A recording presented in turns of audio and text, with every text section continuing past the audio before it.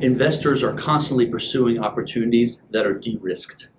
If investors wanted to invest in something that was 50-50, just go to Vegas and bet black or red on the roulette wheel. I know there's two greens on there, but that's 50-50, and that way you don't have to wait 5 years to see whether or not the investment materialized. You'll know in 12 seconds, right? That's not how Family Business Fund works, and that's something that appealed to me about FBF, right? The de-risking that occurred, the coupling of the market need with the market demand, and the layering in of industry expertise allows us to create something extremely transformational.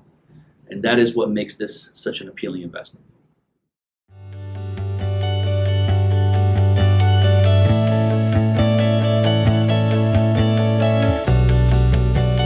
Hello folks, Douglas Muir, CEO and founder of the Family Business Fund. You are watching today Traditional Investing is Dead. We've been talking about this now for months, just having a great time. We're really excited that we could show you all about alternative investing.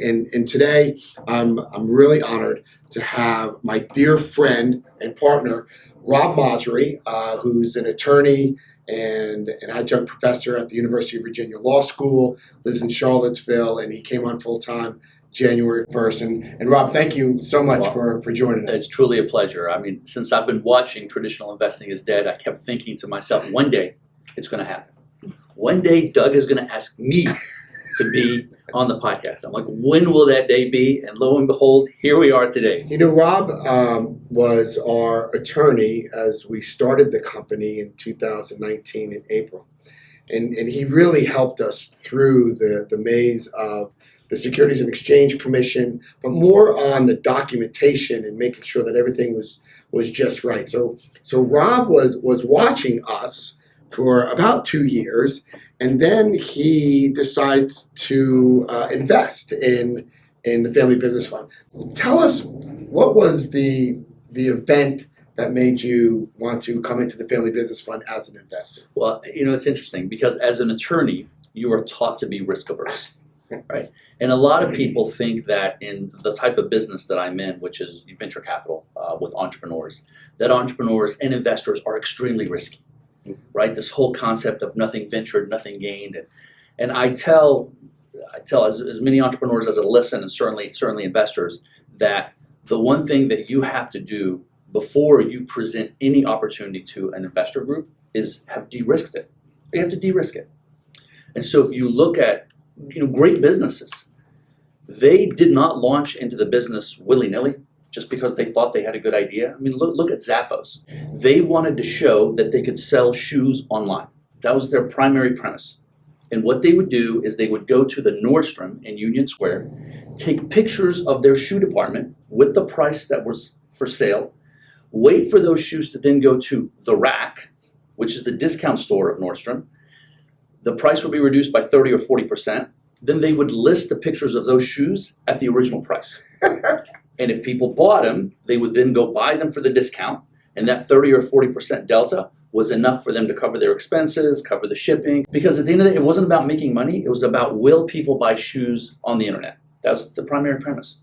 And so I look and I share that story with a lot of people, only because it shows how de-risking happens. Right? So when I look at you, I'm like, what did Doug do over these past 2 years that I've been watching him? Right? He found that there was a market need, married it to a market demand, and added some industry expertise. And when you combine these three things, you really have an opportunity to create something transformational. So when I look at the Family Business Fund, I see that there are three constituents. There's investors, right? How do you make investors happy? How do you de-risk it for them? Well, you tell them, regardless of what happens to the asset that we're going to ultimately invest in, your 15% is safe. We're going to give you 15%, and this is what you're guaranteed. So you don't have to be subject to the volatility that may exist in the marketplace. The second constituent is going to be, how are you getting businesses to want to take advances, right? And that's your distribution channel. Because if you are out trying to put feet on the street to market this to small businesses, to let them know that this type of funding opportunity is available, it would cost millions. I mean, the investment in the marketing and overhead is just crazy. So you've identified a distribution channel to get you your ultimate customer, and that's extremely successful, and it's been working very well. And then finally is the actual underlying business. So who are the underlying businesses? What value do they see in MCAs, right, in merchant cash advances? And in my research, I see really three needs that the businesses have, and we give it to them, right? They work with MCAs because they value speed, right? Many of them want the money as quickly as possible, and our software and our underwriting process allows us to really give decisions in just a few hours, which is very valuable for them.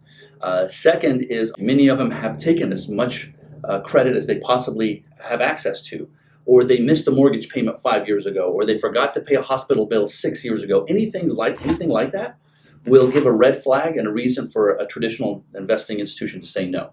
And we help those businesses in those circumstances. And third and finally is the flexibility in the use of proceeds. But they can use the proceeds however they want. If they want to use them as employee bonuses, they can use them as employee bonuses. If they want to buy inventory that is available to them now really cheap, and they're going to turn around and sell it at a high premium, well, it's available to them to do whatever it is that they want. And so when I see that the three constituents are all having needs addressed, that there's a demand for all these, and then given your expertise, I'm like, I feel very comfortable that this is the right choice because of all the effort that you've gone to de-risk this for people involved. Why do you think, Rob, that alternative investing is like the best kept secret? Yeah. So a lot of people rely on registered investment advisors, RIAs, for their financial decisions. And for some reason, RIAs just go to what's comfortable, right? They go to ETFs, they go to mutual funds. It's just what they know. And they're going to work with TD Ameritrade, or they're going to work with Fidelity, and they won't take the time to really explore other alternatives for their clients, regardless of how much information is available to those clients. So unless the client is demanding that the RIA say, hey, I want to evaluate this opportunity, I want to evaluate that opportunity, the RIAs will never bring it. Did your financial advisor ever talk to you about alternative investing? No, right? Financial advisors are great. Just like investors are risk averse, RIAs are also risk averse. Yeah. With the market drop, as much as the market drop, a lot of people are losing their wealth. That's what I wanted to create in alts. So we have so many people out there saying that alternative investments are not safe. That is just not true. That is not true. We pay 15% no matter what the market does. No matter what the market does. Most alternative investments do. And this is why we do this podcast. What do you think about the market drop and the volatility? Well, that's the thing is it's impossible to predict and impossible to control. I think every investor that I know is looking for some consistent stream of revenue, some passive income, some fixed rate of return that they can add to their portfolio. And I would never suggest, and of course I'm not a financial advisor, right? But I would never suggest for someone to take everything that they have and put it in one single investment. Diversification is key. I want to ask one final question. You worked for the top law firm. You went to the best undergrad and law school. You have your whole future ahead of you. Why did you decide to come onto the Family Business Fund full time? It's an amazing opportunity. Like I was able to get visibility into the business over the past 2 years. And because I saw what you've done, I saw how you de-risked the opportunity. I couldn't help but be excited about how far you've built it and what's to come, right? And so it's everybody's dream to try to be involved in something that has an opportunity to be transformational. And in my opinion, Family Business Fund as a business absolutely can be transformational, because look how it's helping small businesses get funding that they would never be able to acquire. And you know, one thing that spoke to me was I was speaking to you and Valeria very early on in our relationship when you were doing this, and you said that every morning you always ask yourself, or she asks you, are we doing the right thing? Are we doing the right thing today? Are we doing the right thing by our investors? Are we doing the right thing by our businesses? Are we doing the right thing by our distribution channels, by our brokers? And you still ask that question to this day. And I think if every morning, every business begins their business day with that question, then so much of society will be super, to be honest. And hedge funds may get a better name. We'll make sure that we're the gold standard. Yes. Folks, we want to thank you for watching, and please keep the emails coming in. I really do appreciate it. You'll be able to see our information on the screen. This is Traditional Investing is Dead. We're with Rob Masri.